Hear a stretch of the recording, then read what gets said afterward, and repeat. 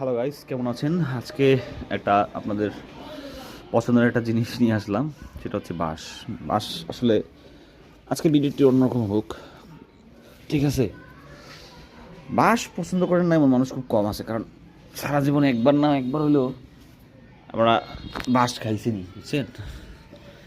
এখন বাঁশ খাইতে খেতে এমন একটা অবস্থা হয়ে গেছে যে বাঁশ ছাড়া কিছু ভালোই লাগে না। নার্সারিতে ঘুরতে গেলাম, উনি দিদি বাঁশ, তো যেই দেখা সেই গাছ কিনে নিয়ে আসলাম এবং এই পটটা আমরা বাসায় বানাইছি, আমি আমার ছোট ভাই।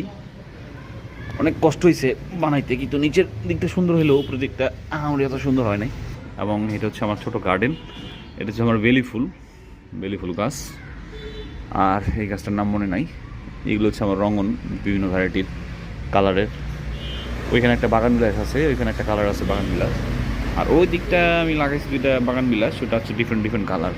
এটাতে লাইক করে দিবেন, কমেন্ট করে দিবেন, শেয়ার করে দিবেন। এই টকটা বাড়াইছি আমি আর আমার এই ভাই। এই বেলি ফুল গাছটা দেখুন অনেক মজবুত হয়ে গেছে, যার জন্য উপরের এত বড় শাখা প্রশাখা আপনারা দেখছেন, মানে এতগুলো শাখা প্রশাখা বের হয়েছে। তো এই গাছগুলোরও আমি শুধু কাটিংয়ের উপরে রাখছি। আপনারা গাছ যত কাটিং করবেন, গাছের শাখা প্রশাখা তত সুন্দর করে বাড়তে থাকবে।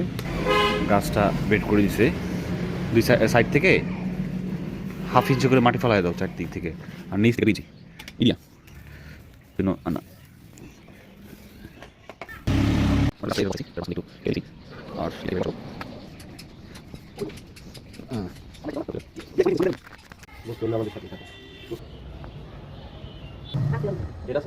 আমরা আসলে এটাকে কালকে রেখেছি, এখানে কিছু ঘাস দিয়েছি, আর এটা অনেক ওয়েট।